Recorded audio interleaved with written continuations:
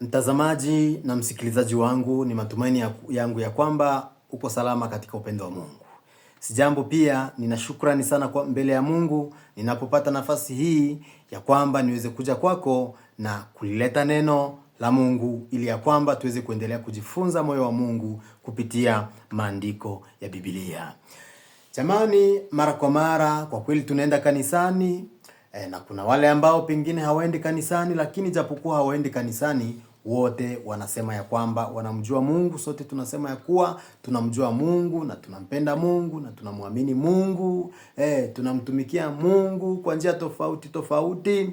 Hayo yote tunakiri kwa vinywa vyetu, na ni vizuri.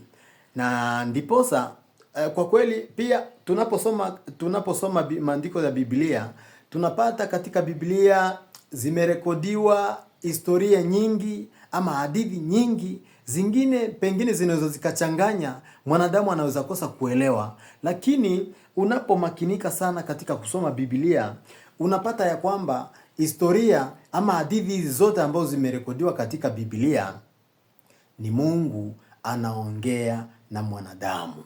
Mungu anafunua siri zake zote kwa mwanadamu. Mungu ananena na mwanadamu kupitia maandiko haya ya Biblia.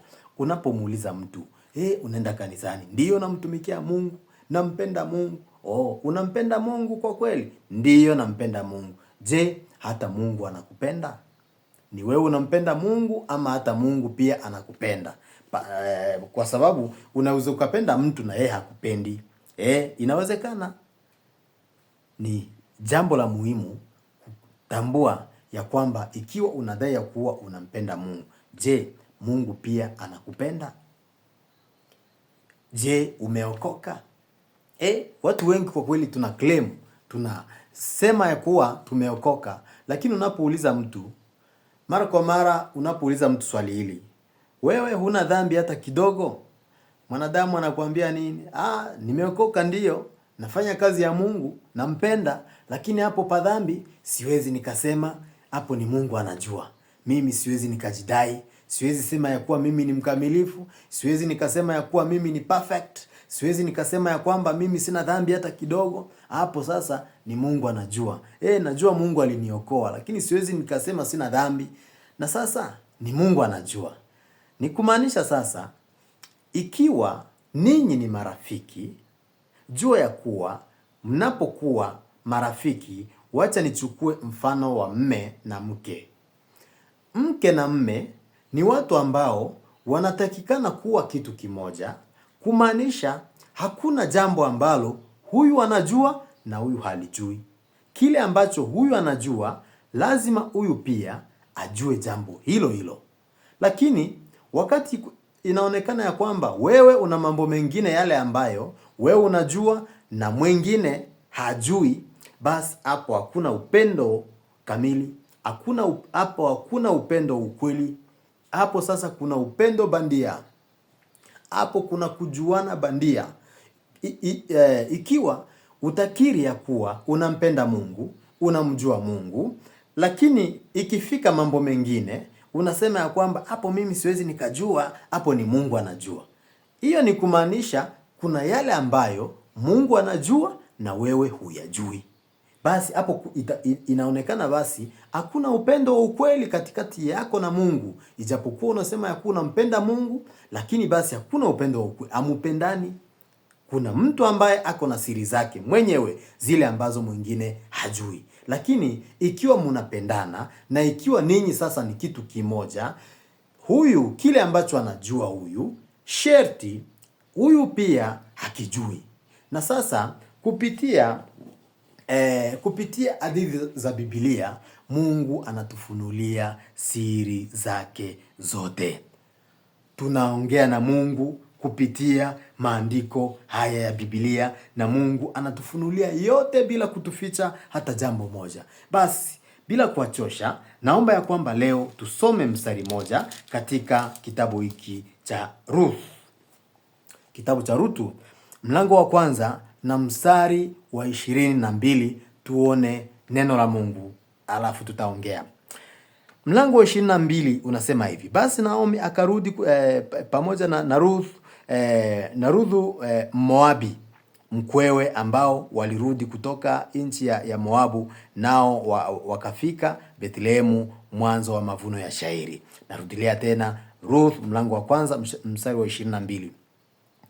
Basi Naomi akarudi pamoja na Ruthu Moabi mkwewe, ambao walirudi kutoka nchi ya Moabu, nao wakafika Bethlehemu mwanzo wa mavuno ya shairi. Neno linasema ya kuwa Naomi akarudi pamoja na Ruthu Moabi. Anaitwa Ruthu Moabi, kumaanisha yeye ni Moabi. Yeye si Myahudi, yeye ni Moabi, ndio kabila lake. Lakini sasa Naomi akarudi na yeye hadi wakaingia Bethlehemu. Tunaposoma historia ya Wamoabu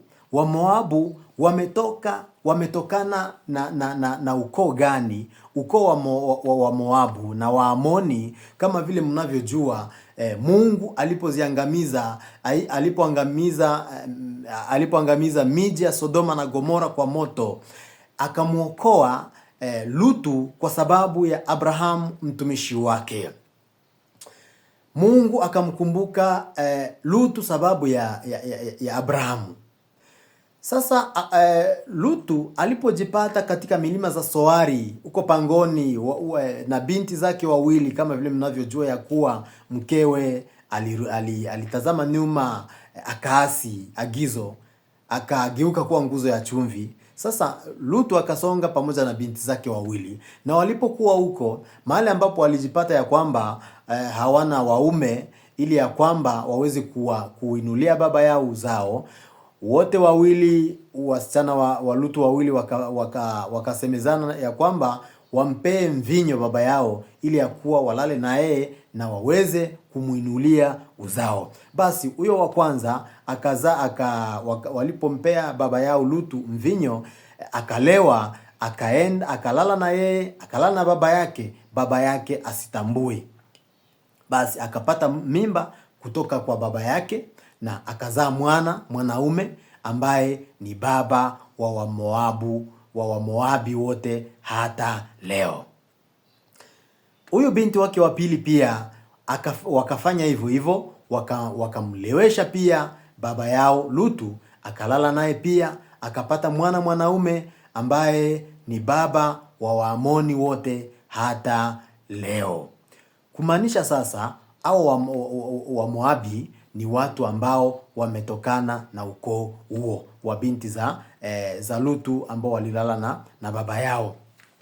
Na tunaposoma kwa Mungu anasema nini? Mungu ana conclude, Mungu anasema nini kuhusu hawa wa Moabu na Waamoni?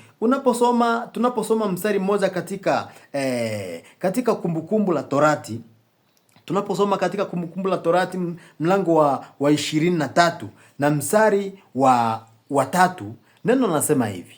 Kumbukumbu la Torati mlango wa 23 na mstari wa 3 nasema hivi: Mwamoni wala Moabi wasiingie katika mkutano wa Bwana, wala hata kizazi cha 10 watu wao wasiingie katika mkutano wa Bwana milele. Hao watu ni watu ambao wanakataliwa. Mungu hawataki katika mkutano wa Bwana ama watakatifu wa Bwana asionekane Moabu wala Muamoni, wasikanyage. Unaposoma pia Yeremia, unaposoma katika kitabu cha Nehemia mlango wa 13 na mstari huo wa kwanza na wa pili, mstari wa kwanza na wa pili, neno nasema hivi katika kitabu cha Nehemia 13: siku hiyo walisoma katika kitabu cha Musa masikioni mwa watu, na ndani yake yalionekana maneno haya yameandikwa, ya kwamba Mwamoni na Moabi wasiingie katika kusanyiko la Mungu milele. Wasiingie katika kusanyiko la Mungu milele. So Mwamoni na Moabi hawatakikani machoni pa Mungu, hawatakikani katika kusanyiko la Mungu. Lakini sasa mstari ambao tumesoma katika Ruthu mlango wa kwanza na mstari wa 22 inasema ya kwamba Naomi akarudi kutoka Moabu pamoja na Ruthu Moabi, wakaingia Bethlehemu. Imekuwaje wewe huyu Ruthu ameingia Bethlehemu? Ni kwa njia gani aliingia Bethlehemu? Na kama vile mnavyojua, Bethlehemu ni mahali ambapo panafanyika, ni mahali palipo mkutano ama mkusanyiko wa wana wa Mungu, watakatifu wa Mungu. Tunaweza sema basi Bethlehemu ni mahali pa Bwana, nyumba ya Bwana, kama vile inavyo sema Bethlehem. Bethlehem kumaanisha nyumba ya Bwana ama nyumba ya mkate. Nyumba ya mkate ndio tafsiri yake Bethlehem. Lakini sasa hiyo nyumba, Naomi ama huyu Ruthu Moabu, kila mtu ambaye ni Moabi ama Muamoni hatakikani kukaribia mahali hapo, hatakikani kuingia katika kusanyiko hilo, hatakikani kuingia Bethlehem Moabi wala Muamoni. Na sasa huyu Ruthu yeye aliingia kwa njia gani? Inaonekana kuwa ni hadithi tu ya kwamba Naomi akaenda na Ruthu wakaingia mwanzo wa mavuno ya shairi. Lakini sasa hapa Mungu anatufundisha, anatuonyesha moyo wake. Ni kwa njia gani mwanadamu anaweza akaingia katika ushirika na Mungu? Ni kwa njia gani wewe mtu ambaye ni haramu mbele ya Mungu, wewe mtu ambaye hautakikani mahali fulani, umepataje kuingia? Huyu Ruthu ambaye hakutakiwa kuingia katika kusanyiko la Bwana ama mahali patakatifu pa Bwana, aliingia mahali hapo kwa njia gani? Kama vile mnavyojua, ile shida iliyo katikati ya mwanadamu na Mungu, ile shida kubwa sana, sio ugonjwa wala si njaa, sio kitu kingine, lakini shida ambayo ama jambo ambalo linamtenganisha Mungu na mwanadamu ni jambo moja tu ambalo linaitwa dhambi. Kwa hivyo mwenye dhambi hatakikani mbele ya Mungu. Mwenye dhambi hasikiki maombi yake na Mungu. Unaposoma katika kitabu cha Isaya mlango wa 59 mstari wa kwanza na wa pili, nasema kwa tazama, mkono wa Bwana haukupunga hata usiweze kuokoa, wala sikio lake si nzito hata lisiweze kusikia, lakini maovu yenu yamewafarikisha ninyi na Mungu wenu, na dhambi zenu zimeuficha uso wake msioni, hata hataki kusikia. Jamani, Mungu hataki kusikia maombi ya mwenye dhambi. Unaposoma katika Yohana 9 mlango wa 31 inasema twajua ya kuwa Mungu hawasikii wenye dhambi, bali mtu akiwa ni mcha Mungu na kuyafanya mapenzi yake humsikia huyo. Je, wewe una dhambi hata kidogo ama hauna dhambi hata kidogo? Unaepa, unasema hapana, siwezi sema sina dhambi. Kama huwezi sema huna dhambi, ni kumaanisha uko na dhambi. Ijapokuwa unaenda kanisani, ijapokuwa unahubiri, unafanya mambo mengi ambayo yanaonekana ya kuwa ni mambo ya Mungu, lakini kama uko na dhambi, basi Mungu hana ushirika na wenye dhambi. Mungu hana ushirika na wenye dhambi. Unaweza ukajiuliza, je, sasa kuna mtu ambaye hana dhambi? Hiyo ni swali ambalo hata mimi kuna wakati nilijiuliza, ama naweza pia nikajiuliza, na jibu ni rahisi. Jibu linatoka tu kwa Biblia. Usitoe jibu kwa mafikirio yako. Mafikirio yako ni bandia. Mafikirio yako yanakudanganya. Ukweli ni ya kwamba Biblia inasema Mungu hasikii maombi ya mwenye dhambi. Mwenye dhambi hasikiwi na Mungu. Na sasa inakuwaje mimi ninayekuhubiria leo, mimi ninayesoma neno mbele yako leo, nikiomba Mungu anasikia? Je, mimi ni mwenye dhambi ama si mwenye dhambi? Unaweza ukajiuliza hivyo. Mbona huwa tunaomba na kuwa mpole.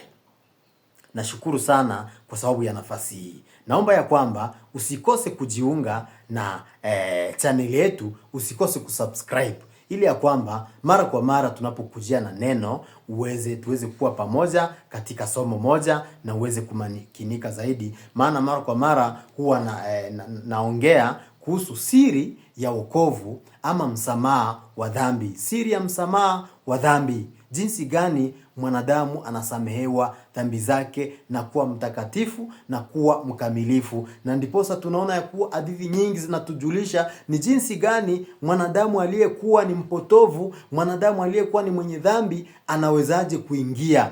Ni kama vile tumesoma leo huyu Ruth ambaye alikuwa ni Moabu aliwezaje kuingia Bethlehemu. Kwa njia hiyo hiyo, jinsi Mungu anatuonyesha jinsi Ruth aliingia Bethlehemu, hivyo ndivyo ilivyo pia mwanadamu anaweza ingia mbinguni ama katika ufalme wa Mungu ama katika ushirika na Mungu. Mwanadamu anaweza fanya ushirika na Mungu kwa njia hiyo hiyo tu jinsi Naomi aliweza kuingia Bethlehemu. Na sasa Naomi Ruth alifanya nini? Ruth aliambatana tu na Naomi ambaye ni mwenyeji wa Bethlehemu. Hakutumia njia yake nyingine. Njia yoyote ambayo unaweza ukatumia wewe Moabu ni njia bandia ambayo haiwezi ikakupeleka, ambayo haiwezi ikakufikisha ama haiwezi ikakufanya wewe kukubalika Bethlehemu. Lakini kwa njia ya kuambatana na Naomi, Ruth aliingia Bethlehemu. Na tunaona hadithi yake vile jinsi alifanyikiwa, alipata baraka. Kwa njia gani? Kwa njia tu ya kuambatana na Naomi ambaye ni mwenyeji wa Bethlehemu. Alijua ya kuwa Naomi ndiye njia, huyu ndiye njia, hakuna njia nyingine. Naomi ndiye njia ambayo ilimpeleka Ruth hadi Bethlehemu. Hakuna mtu anasahau ya kuwa neno linasema ya kuwa unaposoma katika Yohana mlango wa 14 na mstari wa 6, neno linasema wazi, mimi ndimi njia, mimi ndimi njia, mimi ndimi njia, kweli na uzima. Tunajua huo mstari, lakini mbona sasa tunatengeneza njia tofauti? So mimi ndimi njia. Yesu Kristo anasema ya kuwa mimi ndimi njia. Ni kama vile jinsi Naomi anaweza kumwambia Ruth ama anaweza kuwaambia wa Moabu, mimi ndimi njia ya kuwafikisha wapi? Bethlehemu. Ruth alikuwa na Orpa na wote walilia walipoagana. Naomi alipowasia kuwa mrudi kila mtu aende kwao akaolewe. Mimi vijana wangu wamekufa na sitapata wengine, na hata nikipata wengine, je, mungewangoja? Sasa rudini kwenu mkaishi maisha yenu mazuri. Orpa alisikia maneno hayo na wote wakalia. Ruth pia alisikia na Orpa karudi. Lakini Ruth alijua ya kuwa Naomi ndiye njia, hakuna njia nyingine. Huyu ndiye njia. Hata nikibaki huku Moabu tumelaaniwa, Moabu imelaaniwa. Wa Moabu na wa Amoni hawatakikani mbele ya Mungu. Na sasa hata ukiishi maisha gani bila Mungu, hakuna. Heri taifa ambalo Bwana ni Mungu wao.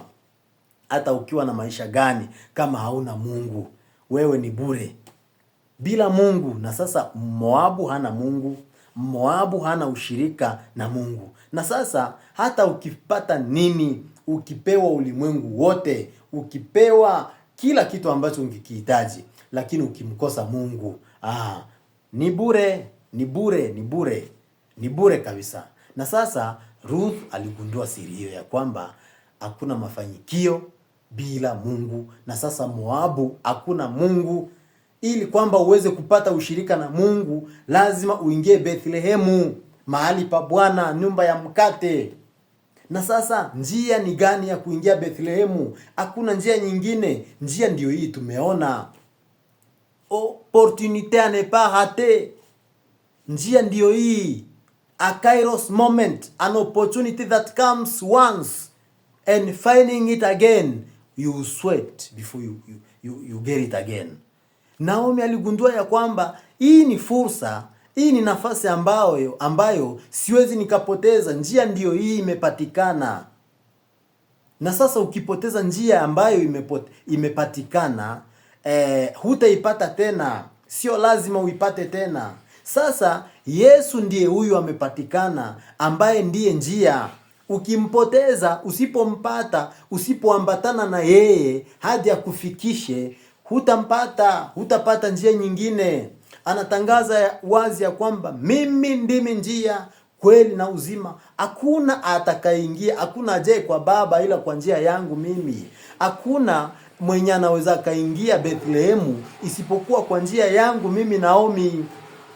Naomi hapa anajue role, ana act ni kama sasa Yesu ambaye anatupeleka kwa Baba, ambaye anatupeleka katika ushirika na Mungu wetu. Kama vile unavyojua mwenye dhambi hana ushirika na Mungu, lakini sasa kwa njia ya kuambatana na Yesu tunajipata tunaweza kuwa na ushirika na Mungu. Kwa njia ya kuambatana na Naomi, Ruth alipata ushirika, alipata kuingia pia katika Bethlehemu, ambao ni mahali pa Bwana, ambayo ni nyumba ya mkate. Hata ukiwa Moabu, upate chakula, upate mazao ya kila aina, lakini bila Mungu ni kazi bure. Ruth aligundua siri hiyo. Akajua ya kwamba Naomi ndiye njia. Na sasa na sisi tuligundua ya kwamba Yesu Kristo ndiye njia ya kweli na uzima. Hakuna njia nyingine. Na sasa unapoamini ya kwamba Yesu Kristo ndiye njia tu ambayo inaweza ikatufikisha kwa Baba, ndiposa anasema katika Mathayo mlango wa 7 mstari wa 13, ingieni kupitia mlango mwembamba. Yesu Kristo ndiye mlango. Katika Wakolosai mlango wa 1 na mstari wa 13 nasema kwa Yesu alituokoa na kutuhamisha, alituhamisha na kutuingiza katika pendo la mwana wake. Ni kama vile jinsi Naomi alimuhamisha Ruth kutoka Moabu akamleta Bethlehemu, ndivyo jinsi Yesu alituhamisha kutoka dhambini na kutuleta katika utakatifu, na ndiposa tunatangaza ya kwamba sisi ni watakatifu kupitia Yesu Kristo. Basi nitaongea hadi hapo siku ya leo. Mungu akubariki. Tulifanyika watakatifu kupitia Yesu Kristo. Sio sisi wenyewe, hatukukuwa na njia. Tunabaki kuwa wa Moabu, tunabaki kuwa wenye dhambi, lakini sasa kwa njia ya Yesu Kristo alituleta katika utakatifu, na sasa sisi ni watakatifu, sisi ni wakamilifu kupitia kazi ambayo Yesu Kristo alifanya. Mungu akubariki. Tuonane siku nyingine. Usikose kujiunga ili ya kwamba uweze kupata somo ili kila mara siri ya msamaha wa dhambi na kufanyika mwenye haki na mkamilifu mbele ya Mungu. Mungu awabariki. Mimi ni wenu mtumishi mdogo Nesto. Tuonane tena wakati ujao. Asanteni sana.